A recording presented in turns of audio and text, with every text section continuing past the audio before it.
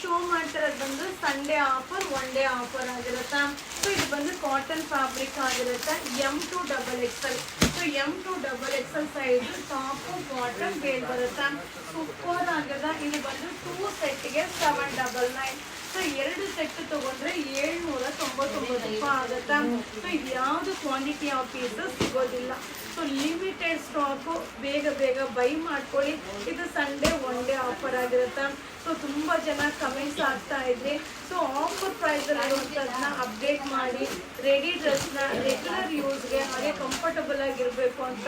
So just ಈಗ arrival ಆಗಿದೆಪ್ಪ.